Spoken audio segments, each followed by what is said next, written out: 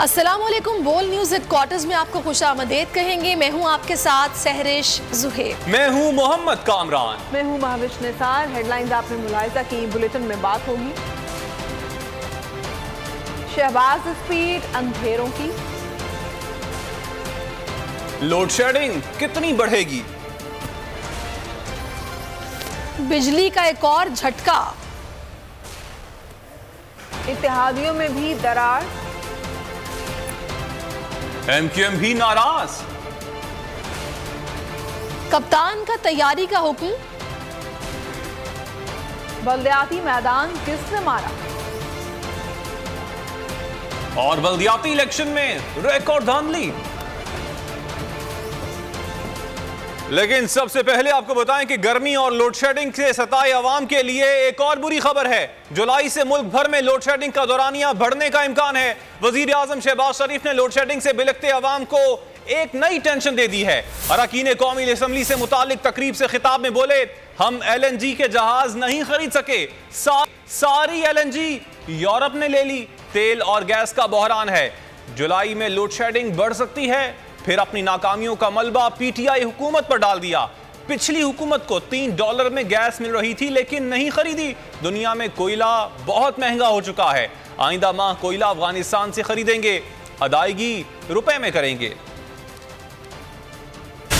की बेपनाह कीमतें बढ़ चुकी हैं, उसके लिए हम पूरी कोशिश कर रहे हैं, लेकिन मुश्किलात बहुत हैं। जुलाई में चूंकि हमें गैस के जहाज टेंडर्स किए, जहाज नहीं मिले क्योंकि वो सारे के सारे गैस यूरोप ने खरीदी। रशिया और यूक्रेन का क्राइसिस है। इस हवाले से हमने कोशिश कर रहे हैं, आप फिक्र ना करें, पूरी कोशिश की जा रही है। एंड मुमकिन है कि लोड शेडिंग कुछ दिनों के लिए जुलाई में बढ़े। मैं आपको इसलिए कह रहा हूँ कि ये हो सकता है। हमारी प्लानिंग कोशिश जारी है कि हम कम से कम रखें, लेकिन मुमकिन है कि ये गैस जो कि नायाब है, और आज हमने एक ठोस फैसले किए हैं, जुलाई से इंशाअल्लाह अफगानिस्तान से कोयला आहिस्ता आहिस्ता आना शुरू हो जाएगा। और इस तरह पाकिस्तान के सालाना $2 अरब बचेंगे, $2 अरब अल्हम्दुलिल्लाह, जिससे कि बिजली इंशाअल्लाह पैदा होगी इन बड़े मंसूबों में। और IMF से इंशाअल्लाह मुआहिदा है, वो बहुत जल्द होने वाला है। बहुत कड़ी शराइत रखी उन्होंने। बिजली आए या ना आए, इजाफी बिल जरूर आएगा। नेपरा का बिजली सार्फिन को 440 वाट का एक और झटका। मई के फ्यूल एडजस्टमेंट की मद में जून के बिल्स में ₹7.90 फी यूनिट वसूल किए जाएंगे। चेयरमैन नेपरा ने दरामदी फ्यूल की मुखालफत करते हुए अल्लाह के वास्ते दे डाले।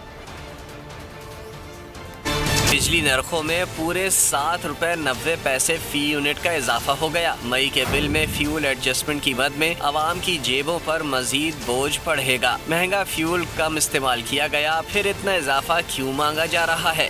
हुक्काम ने जवाब पेश किया कि आलमी सतह पर ईंधन की कीमतों में नुमाया इजाफा हुआ। अगर महंगे फ्यूल इस्तेमाल किए जाते तो इजाफा और ज्यादा होता। CPPA हुक्काम ने दलाइल दिए कि पहले आलमी सतह पर कोयला बहुत सस्ता था। रूस यूक्रेन तनाज़े के सबब कोयले के दाम भी बढ़ गए हैं। जुलाई के आखिर के लिए $42 कीमत पर LNG कार्गोज मिल रही हैं। मौजूदा मुल्की हालात में खरीदारी मुमकिन नहीं। बेबसी की दास्तान बयान करते हुए चेयरमैन नेपरा ने बताया, हम कुछ करें तो भी फंस गए हैं। ₹6-7 माली बजट के प्लांट्स चलाने पर नेपरा की मुखालफत की गई। अल्लाह का वास्ता है, अब दरामदी फ्यूल पर प्लांट्स ना लगाएं। हुकूमती नाकिस कारकर्दगी ने इत्तेहादियों की बस कर दी। वादे वफा न होने पर अहम इत्तेहादी बिलबिलाने लगे। तरक्याती फंड्स न मिलने पर असलम भोतानी और BAP रहनुमा खालिद मक्सी हुकूमत पर बरस पड़े। असलम भोतानी बोले, हम तो जरदारी की मोहब्बत में आए थे, अब कोई बात नहीं सुनता। काम पूरा होने पर अब इत्तेहादियों को भुला दिया गया। खालिद मक्सी ने भी शिकवा किया कि क्या हम यहाँ कोई झाड़ू लगाने तो नहीं बैठे हैं। जवाब में लीगी रहनुमा सरदार अयाज सादिक ने दिलासा दे दिया। कहा, परेशान न हो, जो वादे किए पूरे करेंगे। ये जरदारी साहब की मोहब्बत में आ गए।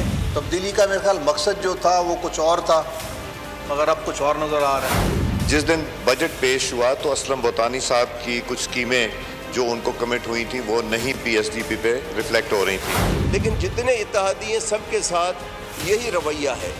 कुछ शराबत में नहीं बोलते हैं, लेकिन हम सर नहीं कर सकते। उस वक्त हम प्यारे भी बड़े लगते थे, चक्कर भी हमारे पास बड़े लगते थे। अब बात करते हैं तो मुंह मोड़ते हैं, थोड़ा जरा हमारी शक्ल भी अच्छी नहीं लगती। प्राइम मिनिस्टर साहब लाहौर जा रहे थे या उनकी कोई कमिटमेंट थी मैंने उनसे फ़ोन किया कि जी आप रुकिए ताकि मैं आपकी मुलाकात कराऊं अपने ऑनरेबल मेंबरान से। हमें से पीटीआई में इज्जत नहीं थी, फंड्स बहुत ज़्यादा थे। अगर छोटी मोटी मिनिस्ट्री मांगते हैं तो कहते हैं जी विदाउट पोर्टफोलियो। अब वो झाड़ू तो नहीं लगाना, विदाउट पोर्टफोलियो क्या करना। खालिद मक्सी साहब का तो ये कहूँगा, हम कहते हैं वजारत ले लो, वो कहते हैं मैं वजारत नहीं लूँगा। ये मैं अभी यहाँ हल्फिया कह रहा हूँ और उन्होंने कहा कि मेरी पार्टी के मेंबरान का ख्याल रखें। और दूसरी जानिब सिंध में भी हुकूमत के इत्तेहादी अब शिकवे शिकायतें करते नजर आ रहे हैं। MQM के रहनुमा कंवर नवीद जमील सिंध हुकूमत पर चढ़ दौड़े। कहा सिंध के बजट में MQM की एक भी स्कीम को नहीं लिया गया। कराची में कोई नया कॉलेज, नया स्कूल और ना ही कोई नया अस्पताल बनाया गया। आसिफ जरदारी की शहरी देही तफरीक खत्म करने की सोच उनकी जमात के नीचे लोगों में मुंतकिल नहीं होती। कराची के लोगों को एक ग्रेड की नौकरी भी नहीं दी जा रही है। इसने लगभग कोई 1000 या इससे भी ज्यादा कराची, हैदराबाद, दीगर इलाकों की, लेकिन बदकिस्मती से उनमें से एक स्कीम भी नहीं आई। 250 अरब रुपए सालाना सूबाई हुकूमत के बजट में देने के बावजूद कराची में किसी नई यूनिवर्सिटी का क़याम अमल में नहीं आया। किसी नई यूनिवर्सिटी के लिए पैसे नहीं रखे गए। कोई नया कॉलेज नहीं, कोई नया स्कूल नहीं, कोई नया अस्पताल नहीं। आगे देखिए, टाइगर्स तैयार रहें। और धांधली के मंसूबे। जहां मामला प्यार से हल नहीं हो रहा, वहां इंपोर्टेड हुकूमत धौंस और धमकियों पर उतर आई है।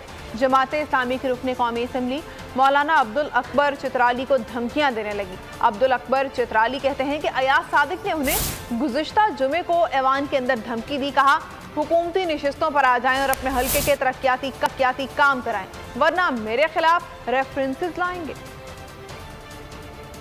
स्पीकर अयाज सादिक साहब ने मुझे तकरीबन धमकी दी है, और धमकी इस बात पर कि आप इस तरफ आ जाएं और अपने हल्के का काम कराएं। आपको सीट अजीज है या हल्के के अवाम अजीज है? अगर आप यहाँ नहीं आते तो आपके खिलाफ रेफरेंस हम दायर कर रहे हैं। मुझे हल्के के अवाम यकीनन अजीज हैं। मेरे हल्के के अवाम जो हैं उनका नज़रिया इस्लामी नज़रिया है जो बेड गवर्नेंस है, इसके खिलाफ बात करना ये मेरे हल्के के लोगों का मुतालबा भी है और तवक्को भी मुझसे रखते हैं कि आपके हल्के को महरूम रखा जाएगा। मतलब ये है कि तरक्याती काम आपको हम नहीं देंगे। पहले ये हुकूमत भी यही काम करती थी, आप भी यही काम कर रहे हैं, तो फिर आप में और उनमें फ़र्क क्या है? मुत्तहिदा पॉलिसी अमल के प्लेटफॉर्म से कभी भी ये फैसला नहीं हुआ कि हम जो है अदम एतमाद में वोट देंगे या नहीं देंगे। ये तो PDM के प्लेटफॉर्म से फैसला हुआ है। साहब को चैलेंज करता हूं कि इस वक्त लाएं और इस वक्त जमा करें, मैं उसका जवाब दूंगा। 30 साल ये दोनों खानदान पावर में थे तो उन्होंने बड़ी झुक के बैरून मुल्क की गुलामी की। ये फिर इसलिए लाए गए हैं क्योंकि बाहर का एजेंडे के ऊपर ये चले। लेकिन जो जुल्म होने जा रहा है आगे, मैं आज आप सबको अभी से बता दूँ कि किस तरफ ये लेके जा रहे हैं मुल्क को। ये सिर्फ हमारे ऊपर मुसल्लत होंगे सबसे पहले हमारा सारा इंसाफ का निज़ाम तबाह कर। आज नैब तबाह कर दिए, आज FIA तबाह कर दिया। 1100 अरब रुपए की जो चोरी की हुई थी इन लोगों ने, उसको NRO इन्होंने खुद अपने आप को दिलवा दिया। कभी भी कोई मुल्क कमज़ोर इदारों से नहीं चल सकता। जब इंसाफ का निज़ाम तबाह करते हैं हम, एक मुल्क बनाना रिपब्लिक बन जाए। उससे भी बड़ी चीज़ मुल्क की अखलाकियात तबाह कर रहे हैं। पार्लियामेंट के अंदर हालात हैं, आपने देख लिया पंजाब में मजाक हो रहा है पार्लियामेंट का, जो सारा तमाशा है। जो आपने देखा नेशनल असम्बली में एक आदमी को इन्होंने अपोजिशन लीडर बना दिया जो नून के टिकट पर लड़ना चाहता है, तो वहाँ भी अपोजिशन ख़त्म, बजट पर डिबेट ख़त्म। और फिर मीडिया के ऊपर जो कभी मीडिया के ऊपर इस तरह फैशिस्ट टैक्टिक्स, मैंने कभी इस तरह की सख्तियाँ मीडिया पे नहीं देखी। इसलिए मैं आप सबको आज दावत दे रहा हूँ, आपने रजिस्टर करना है, आपने हमारी टाइगर फोर्स ज्वाइन करनी है, हमने जो अब अगला हमारी फेज़ है इलेक्शंस की, आपने हमारी पूरी मदद करनी है, आपने अवाम को डोर टू डोर जाके निकालना है। ये जो इलेक्शंस आ रहे हैं, अभी बाई इलेक्शंस आ रहे हैं, सब ने आपने इसमें पार्टिसिपेट करना है। और उसके बाद इंशाल्लाह जब जनरल इलेक्शन होता है,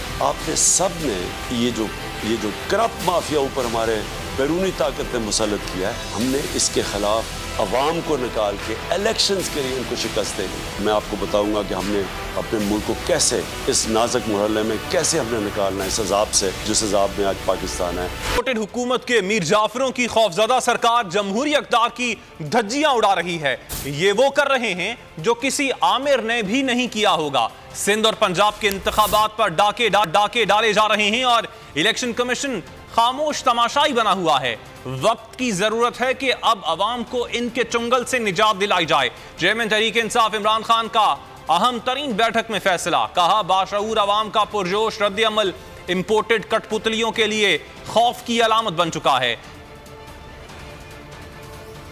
नाम ज़माना इम्पोर्टेड मुजरिमों को नकेल डालना जरूरी है। फस्ताई हुकूमत के खिलाफ भरपूर तहरीक वक्त की जरूरत है। चेयरमैन तहरीक इंसाफ इमरान खान का दो टोक पैगाम। PTI की आला सतह की सियासी कमेटी की बैठक, मुल्क की सियासी सूरत हाल और आइंदा लाएअमल का जायजा लिया गया। इमरान खान ने कहा मीर जाफरों की खौफजदा सरकार जमहूरी इक़्तिदार की धज्जियां उड़ा रही है। ये वो कर रहे हैं जो किसी आमिर ने भी नहीं किया होगा। सिंध और पंजाब के इंतखाबात पर डाके डाले जा रहे हैं और इलेक्शन कमीशन खामोश तमाशाई बना हुआ है। गुलामों को कौम पर मुसल्लत रखने के लिए पूरा जमहूरी निज़ाम दाव पर लगा दिया गया। हकीकी आज़ादी की पुरअमन जमहूरी तहरीक ही कौम को इस तबाही से निकालेगी। बाशऊर अवाम का पुरजोश रद्द अमल इम्पोर्टेड कठपुतलियों के लिए खौफ की अलामत बन चुका है। PTI की अहम तरीन बैठक में सिंध के बल्दियाती इंतखाबात में फितना गिरी की मजम्मत की गई। इलेक्शन कमीशन शफाफ और साख की हामिल इंतखाबात के इनेकाद में नाकामी पर गहरी तशवीश का इजहार किया। चेयरमैन तहरीक इंसाफ का 2 जुलाई के एहतजाजी जलसे की खुद क़यादत का कोर्ट का बड़ा फैसला। इलेक्शन कमीशन को PTI की 5 मखसूस नशिस्तों का नोटिफिकेशन जारी करने का हुक्म दिया है। जस्टिस शाहिद वहीद ने वकला के दलाइल सुनने के बाद फैसला महफूज किया था। पंजाब में PTI की सीटों में इजाफा हो जाएगा। इंसाफ को मिला बड़ा रिलीफ। पंजाब असम्बली की 5 मखसूस नशिस्तों पर नोटिफिकेशन जारी करने का हुक्म दे दिया। जस्टिस शाहिद वहीद ने वकला के दलाइल सुनने के बाद फैसला महफूज किया था, जिसे आज सुनाया गया। PTI के वकील बैरिस्टर अली जफर ने मौक़िफ़ अपनाया था कि मुनहरिफ अरकान को डीसीट करने के बाद इलेक्शन कमीशन नोटिफिकेशन जारी करने का पाबंद है। जनरल सीट के तनासुब से फहरिस्त के मुताबिक नोटिफिकेशन किया जाता है। इलेक्शन कमीशन सियासी जमातों की दी गई फहरिस्त बदल नहीं सकता। अली जफर का मजीद कहना था कि इलेक्शन कमीशन ने कहा कि 20 सीटें खाली हुई हैं, इसलिए पार्टियों की कुल नशिस्तें भी बदली हैं। उनका ये मौक़िफ़ कानून के मुताबिक नहीं। दरख्वास्तों पर वफाकी और पंजाब हुकूमत के दाखिल कराए गए तहरीरी जवाब में कहा गया था कि दरख्वास्तें काबिल समात नहीं। कोर्ट ने तहरीक इंसाफ का मौक़िफ़ दुरुस्त करार दिया। इलेक्शन कमीशन पार्टी बनने के बजाय मखसूस नशिस्तों पर नोटिफिकेशन जारी करे। शहबाज गिल ने तहरीक इंसाफ की हक तलफी पर इलेक्शन कमीशन से मुआफ़ी का मुतालबा कर दिया। फयाजुल हसन चौहान बोले इलेक्शन कमीशन इम्पोर्टेड हुकूमत की बी टीम बनकर काम कर रहा है। लाहौर हाई कोर्ट का फैसला ताज़ा हवा का पहला झोंका है। हमजा शहबाज को 1 वोट की बरतरी हासिल है। आज़ाद मेंबर PTI के साथ खड़े होंगे। हाई कोर्ट ने उसके ऊपर मोहर लगाई और ये तय हुआ कि जो पाकिस्तान तहरीक इंसाफ का मौक़िफ़ था कि ये गैर आईनी काम कर रहा है इलेक्शन कमीशन, आज अदालत के अंदर वो सही साबित हुआ। अदालत ने फैसला दिया कि ये फौरी तौर पर नोटिफिकेशन हो। अब नोटिफिकेशन तो हो जाएगा, लेकिन ये जो इतने दिन हमारी हक तलफी की, इसका जवाब इलेक्शन कमीशन ऑफ पाकिस्तान को एक माजरत की शक्ल में देना चाहिए। तो हमारी लाहौर हाई कोर्ट से गुजारिश है कि ये जो पहला ताज़ा हवा का झोंका कानून के मुताबिक जो आपका फैसला आया, बराए मेहरबानी आइन और कानून के मुताबिक हमारी सुनवाई करें, ताकि हमें भी एहसास हो कि हम इस पाकिस्तान के शहरी हैं, पाकिस्तान के पार्लियामेंटेरियन हैं, पाकिस्तान की जो पार्लिमानी जमहूरियत है उसका हम एक हिस्सा है और आइन और कानून के मुताबिक जो हमारा हक बनता है वो हमें हमारा हक मिल रहा है। इलेक्शन में चोर बाजारी और गुंडागर्दी हुई तो खून खराबा होगा, मुल्क में अनारकी फैलेगी। शेख रशीद ने बड़े खदशे का इजहार कर दिया। कहा आलमी साजिश से इमरान खान के खिलाफ अदम एतमाद लाया गया।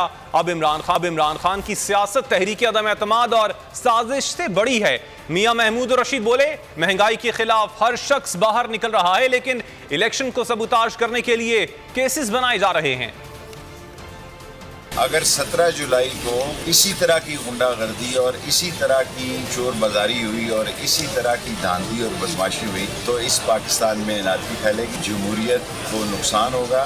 जो ये साजिश की गई है और जो जिस तरह कानून का मजाक उड़ाया गया और जिस तरह आलमी साजिश से इमरान खान की हुकूमत को अदम एतमाद का शिकार किया गया है, इससे इमरान खान की सियासत बड़ी है कम नहीं हुई। अवाम के अंदर जिस तरह से महंगाई ने जीना दोबर कर दिया है, इस इम्पोर्टेड हुकूमत के खिलाफ इस शहर लाहौर का हर फर्द जो है वो निकलने के लिए तैयार है, वो निकला पड़ा है। लेकिन इलेक्शन को रेक करने के लिए तमाम जो लीडरशिप है और हमारे कई कैंडिडेट हैं, उनको जिमनियों के अंदर नामजद करके रोजाना अदालतों के चक्कर लगाए जाते हैं कि इलेक्शन ट्रांसपेरेंट हो और वो तमाम अदारे जो इसके जिम्मेदार हैं कि इंश्योर करें कि किसी किस्म की कोई इस तरह की अगर बात हुई तो उस दिन लाहौर के अंदर बहुत ज्यादा जो है ना, मैं ये समझता हूँ कि हमारे लाखों लोग पोलिंग स्टेशन के ऊपर होंगे। और आए वर्कर्स कन्वेंशन जलसों में बदल गए। इस वक्त पंजाब में तहरीक इंसाफ लीड कर रही है। आयरन लेडी यास्मीन राशिद का कहना है कि हर रोज सीएम हाउस में मीटिंग्स होती हैं कि ज़िमनी इंतखाबात में धांधली करनी है। हथकंडे जो हैं उन पे उतरी हुई है। उनकी पूरी कोशिश है कि तहरीक इंसाफ की सारी लीडरशिप जो है वो रोजाना मसरूफ हो जाया करे, सवेरे आया करे कोर्ट के अंदर। इलेक्शन है उसके लिए हर किस्म का गोछा हथकंडा जो है वो कर रहे हैं। इलेक्शन कमीशन जरूर इस चीज का नोटिस ले। इलेक्शन जो है उसका साफ और शफाफ होना बहुत अहम है और हमारी इत्तला के मुताबिक हमें पता है कि नीचे न्यूट्रल जो है वो न्यूट्रल नहीं है और सारी एडमिनिस्ट्रेशन को अपने साथ उन्होंने शामिल किया हुआ है और वो शामिल करके मसले मसाइल हमारे लिए खड़े करेंगे। जारी है। यहाँ पर वक्त हुआ है ब्रेक का। ब्रेक के बाद आप देख सकेंगे पीपल्स पार्टी कामयाब कैसे हुई, जनाजे पर फायरिंग किसने की और 1 करोड़ का सुल्तान।